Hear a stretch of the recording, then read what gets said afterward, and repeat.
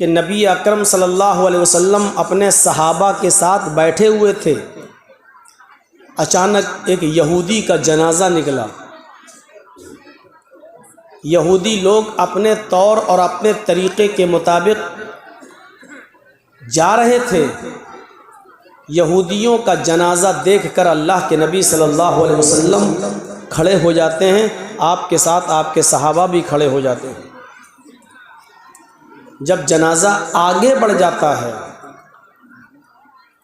तो सहाबा ने सवाल किया, ऐ अल्लाह के नबी, क्या किसी यहूदी के जनाजे को देखकर हम खड़े हो सकते हैं? मरने वाला तो काफिर था। तो अल्लाह के नबी सल्लल्लाहु अलैहि वसल्लम ने उसका जवाब ये दिया, काफिर था तो क्या हुआ, क्या मरने वाला इंसान नहीं था? यानी हम उसके कुफ्र की वजह से खड़े नहीं हो रहे हैं, वो तो अपने अंजाम को भुगतेगा ही। हम इंसानियत के एहतराम में खड़े हो रहे हैं। उसके घर वालों को, आइज़्ज़ा और अकारिब और रिश्तेदारों को तकलीफ़ है, दर्द है उसके मरने का, हम उनके गम में शरीक हो रहे हैं। और किसी के गम में शरीक होना ये बुरी बात नहीं है। ये चीज़ें हमें बतला रही हैं कि हम किसी भी काफिर के जनाजे को देखकर खड़ा हो सकते हैं। खड़ा ही नहीं हो सकते, बल्कि उसके जनाजे में हम उन लोगों के साथ चल भी सकते हैं। यहाँ तक कि अगर किसी को शमशान घाट में जलाया जाता है तो आप गैर मुस्लिमों के जनाजे में शिरकत करते हुए शमशान घाट तक जा भी सकते हैं। लेकिन हाँ, अगर वो आपको ये कहें कि हमारे भाई को या हमारे बाप को अपने हाथ से चिता लगा दो, जला दो, तो आप ये काम नहीं कर सकते, क्योंकि जलाने से रोका गया है। लेकिन जहाँ तक वो जा रहे हैं उनके जनाजे में शिरकत कर सकते हैं। ये इंसानियत है। नबी अकरम सल्लल्लाहु अलैहि वसल्लम के पास एक औरत आती है, वाक़या सुना है आपका, और कहती है कि अल्लाह के रसूल, इन्नी क़द असब्तुल हद्द या रसूल अल्लाह, अल्लाह के नबी, मैं हामिला हो गई हूँ और हद को पहुँच चुकी हूँ। मुझे संसार कर दीजिए, क्योंकि मुझसे जिना का सुदूर हुआ है और जिना की पैदावार मेरे पेट में है। यानी किसी चरवाहे ने जंगल के मेरे साथ जिना किया है और उसका हमल मेरे पेट में रह गया है। इस्लाम का अगर आप मुताला करें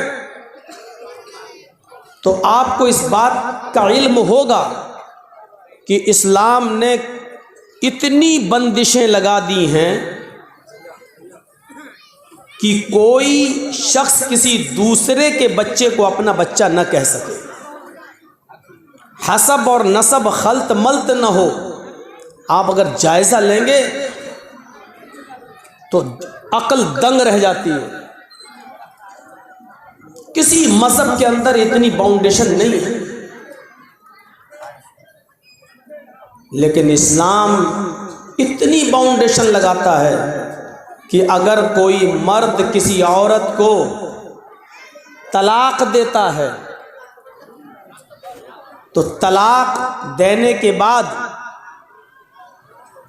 और तीसरी तलाक जो तीसरे महीने में दी जाएगी,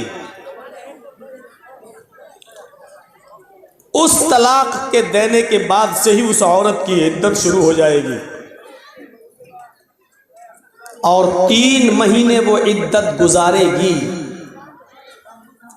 और तीसरे महीने में दी हुई तीसरी तलाक के बाद अब वो औरत आपके लिए कभी भी किसी भी सूरत में हलाल नहीं हो सकती। पहली तलाक जब आपने दी तो आपको हक था रुजू करने का। दूसरे महीने में दूसरी तलाक दी तब भी आपको हक था उस औरत को रुजू करने का।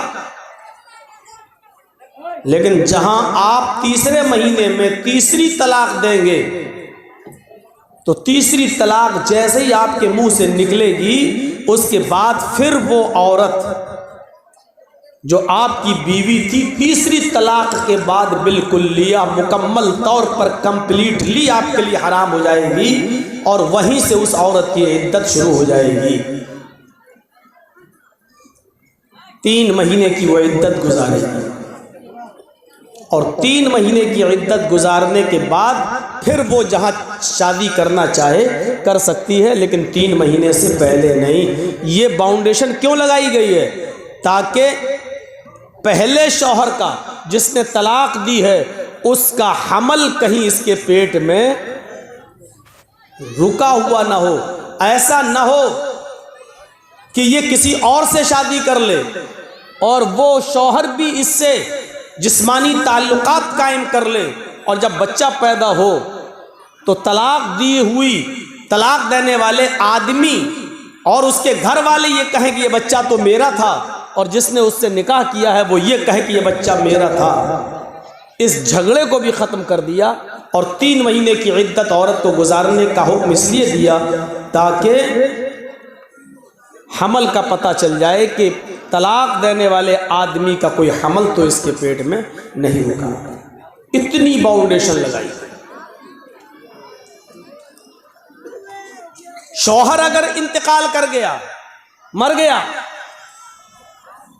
तब उसकी बीवी को ऐसी कंडीशन में भी इद्दत गुजारना पड़ेगी और वो इद्दत होगी 4 महीना 10 दिन। मगरिब की अजान से पहले शौहर का इंतकाल होता है तो वो पहला दिन माना जाएगा। मगरिब की अजान के बाद किसी का इंतकाल होता है तो दूसरा दिन जब सुबह शुरू होगा तो वो पहला दिन माना जाएगा। याद रखिएगा इन मसलों को। तफसीली तौर पर बताने का मौका नहीं है। यही चीज अकीके में भी शामिल है। कोई बच्चा, आज कौन सा दिन है? जुमा। मगरिब की अजान से पहले पैदा होता है तो आज का दिन माना जाएगा जुमा। मगरिब की अजान के बाद अगर बच्चा पैदा होता है तो सनीचर का दिन, सैटरडे का दिन पहला दिन माना जाएगा। अब उसका अकीका कब होगा? अगर मगरिब की अजान से पहले जुमे के दिन अगर बच्चा पैदा होता है, मगरिब की अजान से पहले, तो जुमे का दिन पहला दिन माना जाएगा जुमा। सनीचर, इतवार, सोम, मंगल, बुध, जुमेरात, यानी जुमेरात को 7वां दिन होगा और जुमेरात को अकीका किया जाएगा। अगर मगरिब की अजान से 1 मिनट भी पहले हुआ तब भी जुमे का दिन माना जाएगा। मगरिब की अजान के बाद होता है तो तारीख चेंज हो चुकी है। अब सैटरडे को पहला दिन माना जाएगा। Saturday, Sunday, Monday, Tuesday, Wednesday, Thursday और फ्राइडे। अब जो अकीका किया जाएगा वो फ्राइडे को किया जाएगा।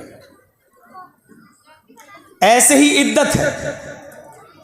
4 महीना 10 दिन औरत जो इद्दत गुजारेगी शौहर के मर जाने के बाद, मगरिब से पहले शौहर का इंतकाल हुआ तो ये उसका पहला दिन माना जाएगा। और यहां से अरबी महीनों की गिनती गिनी जाएगी। 29 का चांद होगा तो 29 का महीना माना जाएगा, 30 का चांद होगा तो 30 का महीना माना जाएगा। और ऐसे 4 महीने 10 दिन इद्दत गुजारने के बाद जिस दिन 4 महीना 10वां दिन जिस दिन होगा, वो 10वां दिन पूरा करने के बाद मगरिब की नमाज के बाद उस औरत की इद्दत खत्म हो जाएगी।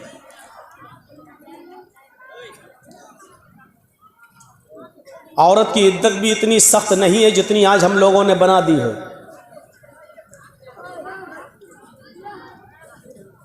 उसको घर से बाहर नहीं निकलने दिया जाता है। जिसका शौहर इंतकाल कर जाए उसको अपने घर की छत पर खड़ा नहीं होने दिया जाता है। आसमान से भी पर्दा करो। ये घर की मुल्लानियाँ जो होती है ना, हज्जने, ये ज्यादा बखेड़े खड़े करती हैं। इद्दत का मतलब सिर्फ इतना है कि 4 महीने 10 दिन तक जिसका शौहर इंतकाल कर गया वो दूसरी शादी नहीं कर सकती है। इद्दत का मतलब सिर्फ इतना है कि वो 4 महीने 10 दिन तक अपने घर में भी मेकअप नहीं कर सकती है। वो 4 महीने 10 दिन तक कोई नया कपड़ा नहीं पहन सकती है।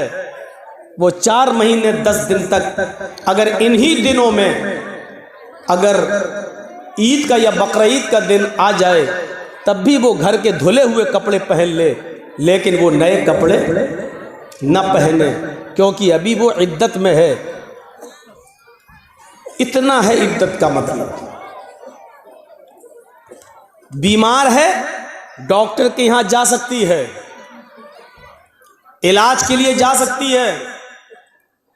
उसके घर में कोई आदमी, उसका भाई या बाप बीमार हो जाए तो वो अपने ससुराल से, शौहर के घर से अपने मायके में भी जा सकती है, अपने बाप को देखने, अपने भाई को देखने, अपनी बहन को देखने वो जा सकती है। पर्दा जिन लोगों से अब है उस वक्त भी रहेगा। इसके अलावा इद्दत की और कोई मखसूस हैसियत नहीं है कि हम उसको घर की 4 दीवारी में ऐसे कैद कर दें, ऐसे कैद कर दें कि उसको घर के दरवाजे के बाहर तक ना जाने दें। नहीं, तुम इद्दत के अंदर हो। ये औरत के ऊपर जुल्म है, जुल्म है। 4 महीने 10 दिन की इद्दत यहां गुजारेगी। क्यों? 4 महीने 10 दिन के बाद दूसरी शादी करेगी। उसकी वजह क्या है? ताकि उसके पेट में पहले शौहर का अगर हमल होगा तो पता चल जाएगा, और दूसरी शादी अगर कर भी लेती है तो दूसरा शौहर 4 महीने 10 दिन के बाद तो जो बच्चा पैदा होगा वो दूसरे शौहर का माना जाएगा। हाँ, लेकिन एक चीज़ और बता दूं इसमें, अगर शौहर का इंतकाल हुआ और उस वक्त उसकी बीवी हामिला थी और पेट में 8.5 महीने का हमल था, बच्चा था, और शौहर उस बच्चे के पैदा होने से पहले इंतकाल कर गया, यानी 15 दिन पहले इंतकाल कर गया, अब औरत की इद्दत 4 महीने 10 दिन नहीं है। 15 दिन के बाद जब ये बच्चा पैदा हो जाएगा, इस बच्चे की पैदाइश के होते ही उसकी इद्दत भी ख़त्म हो जाएगी। क्यों?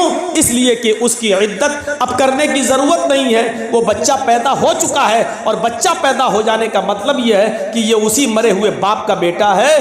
अब वो औरत 15 दिन के बाद, बच्चा पैदा करने के बाद इद्दत के दिनों से ख़त्म हो चुकी है। अब वो जहाँ शादी करना चाहे वो कर सकती है। अब इस औरत की इद्दत 4 महीने 10 दिन नहीं होगी। लेकिन अगर शौहर इंतकाल किया हुआ है और उस वक्त उसकी बीवी के पेट में बच्चा था, 1 महीने का हमल था, तो अब इस औरत की मुद्दत बढ़ जाएगी, इद्दत। अब ये पूरे 9 महीने तक, जब तक बच्चा पैदा नहीं हो जाता है तब तक वो इद्दत करेगी।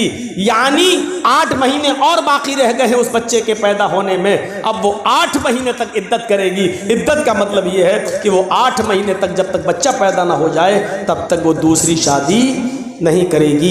यहाँ से आप अंदाज़ा लगा सकते हैं कि बच्चे को नाजायज़ बाप का लक़ब ना मिले या वो नाजायज़ बच्चा ना कहलाए, इससे बचाने के लिए अल्लाह के रसूल ने कितनी बाउंड्रीज लगाई हैं और कितनी दीवारें खड़ी कर दी हैं। इससे आप अंदाज़ा लगा सकते हैं इन पाबंदियों पर अमल करते हुए क्या कोई नाजायज़ बच्चा पैदा हो सकता है? हमने तलाक भी नहीं दी, एक मसला और सुन लीजिए, हमने तलाक भी नहीं दी और औरत, हमारी बीवी रहना भी नहीं चाहती है, आदमी तलाक नहीं देना चाहता है, बीवी रहना नहीं चाहती है, ऐसी सूरत में औरत को खुला का इख्तियार है। खुला का वो 5-10 आदमी अपने समाज के बिठाएगी और ये कहेगी कि मैं इसके साथ नहीं रहना चाहती हूं। अगर वो नाजायज तरीके से शौहर पर दबाव बना रही है, कोई परेशानी नहीं है, लेकिन बस वो नहीं रहना चाहती है, इसके बावजूद भी वो खुला ले सकती है, लेकिन वो औरत गुनाहगार होगी। मसला याद रखिएगा। अगर आप तलाक नहीं दे रहे हैं, आप कह रहे हैं मेरी परेशानी बताओ, लेकिन उसको रहना ही नहीं है, वो आपकी परेशानी नहीं बता पा रही है, लेकिन उसको रहना भी नहीं है, ऐसी सूरत में आप उसको तलाक नहीं दे रहे हैं, इसके बावजूद वो खुला ले सकती है, लेकिन वो गुनाहगार होगी, वो अज़ाबे इलाही की मुस्तहिक होगी, वो अज़ाबे जहन्नम की हकदार होगी, लेकिन खुला फिर भी ले सकती है। और खुले का मतलब ये है कि वो समाज के 5-10 आदमियों को बिठा के ये कहेगी मैं अपने इस आदमी के साथ आज के बाद रहना बंद कर रही हूं, मैं नहीं रहूंगी, मैं खुला ले रही हूं, आज के बाद मेरा और मेरे शौहर से कोई ताल्लुक नहीं है। वो समाज के 5-10 आदमियों के बीच में ये बात कह देगी और इसको खुला मान लिया जाएगा। ऐसी सूरत में भी औरत को 1 पीरियड इद्दत गुजारना पड़ेगी। 1 पीरियड इद्दत का मतलब उसको 1 पीरियड तक, 1 MC तक, जब तक उसको पीरियड शुरू नहीं हो जाता है, जिसको हम लोग MC बोलते हैं, जो हर औरत को महीने में कुछ दिनों के लिए जो ब्लड आता है उसको, तब भी उसको 1 ब्लड तक यानी 1 पीरियड तक उसको रुकना पड़ेगा। वो दूसरा निकाह नहीं कर सकती है, दूसरे से शादी, क्योंकि अक्सर औरतें खुला जो लेती हैं, हम तलाक नहीं दे रहे हैं और उसको हमारे साथ रहना ही नहीं है, उसका चक्कर दूसरी जगह चल रहा है, वो उसके बिना रह नहीं पाएगी। तो ऐसी औरतें आदमी में बहुत सी बुराइयां निकाल कर किसी तरीके से तलाक देने पर मजबूर करती हैं, लेकिन आदमी तलाक देने के लिए तैयार नहीं होता है, तो वो कहती है हम रहेंगे नहीं, खुला ले लेती हैं। खुला फिर भी ले सकती है वो औरत, लेकिन गुनाहगार होगी। लेकिन खुला लेते वक्त भी उसको 1 पीरियड का, 1 MC का इंतजार करना पड़ेगा। जैसे ही उसको MC होगी, पीरियड शुरू होगा, पीरियड ख़त्म होने के बाद फिर वो शादी कर सकती है। अगर गलत तरीके से खुला लिया है तो अज़ाब इलाही की मुस्तहिक होगी, और जायज़ तरीके से खुला लिया है तो वो सवाब की मुस्तहिक होगी, क्योंकि शौहर शराबी है, नहीं रहना चाहती है, शौहर जुआरी है, नहीं रहना चाहती है, उसने बहुत समझाया, नहीं मानता है, कुछ कमाता नहीं है, बीवी को खर्चा नहीं देता है, बच्चों का ख्याल नहीं रखता है, समझा के परेशान हो गए हैं सब लोग, समाज और सोसाइटी सब परेशान हो गई है। ऐसी सूरत में अगर वो खुला ले रही है और आदमी तलाक नहीं दे रहा है, तो इस औरत का खुला नाजायज़ नहीं माना जाएगा, बल्कि जायज़ माना जाएगा। यहाँ तक कि अगर किसी का शौहर बेनमाजी है, खूब खिलाता है, खूब पिलाता है, हर चीज़ का ख्याल रखता है अपनी बीवी का, लेकिन शौहर बेनमाजी है, बीवी कह के थक गई नमाज पढ़ो, लेकिन शौहर नमाज नहीं पढ़ता, ऐसी सूरत में भी उसकी बीवी खुला ले सकती है, क्योंकि बेनमाजी शौहर के साथ नमाज पढ़ने वाली औरत का रहना जायज़ नहीं है। बहुत खुल के मैंने कह दिया है, नमाज पढ़ने वाली औरत, 5 वक्ता नमाजी औरत का बेनमाजी आदमी के साथ रहना जायज़ नहीं है। उसको चाहिए कि वो समझाए, समझाने पर भी ना माने तो कुछ दिनों के लिए अपने शौहर को छोड़ दे, इस पर भी ना माने तो उससे तलाक का मुतालबा करे, तलाक न दे तब वो 4, 10, 5-10 आदमियों को बिठाकर खुला ले सकती है। बल्कि अब्दुल्ला इब्न बास का तो फतवा यह है, शेख सालेह अल उसैमीन का फतवा तो यह है, उसको तलाक की भी ज़रूरत नहीं है, इसलिए कि बेनमाजी मुसलमान है ही नहीं, और किसी मोमिना औरत को किसी काफिर आदमी के साथ रहना जायज़ ही नहीं है, लिहाजा वो निकाह ऑटोमेटिक टूट जाएगा, ख़त्म हो जाएगा, और औरत इद्दत गुजार कर दूसरा निकाह कर सकती है, तलाक की भी ज़रूरत नहीं है। शेख सालेह अल उसैमीन का फतवा तो यहाँ तक है। ये बात एक तमहीदी तौर पर थोड़ी सी लंबी बात हो गई है, लेकिन जहन में आपके बैठ गई होगी। बेनमाजियों को बड़ा बुरा लगता है कि मौलाना साहब ऐसा बोल रहे हैं, आपका हम घर जाएंगे तो हमारी औरतें कल से दबाव न डालने लगे। डालना चाहिए, औरतों को डालना चाहिए। सुन लीजिए, नमाज अगर हमारे मुआशरे और सोसाइटी से निकाल ली जाए तो फिर हम बराबर हैं, हम में और काफिरों में कोई फर्क नहीं रह गया है। नमाज किसी भी हाल में माफ नहीं है, बराबर सुनते होंगे।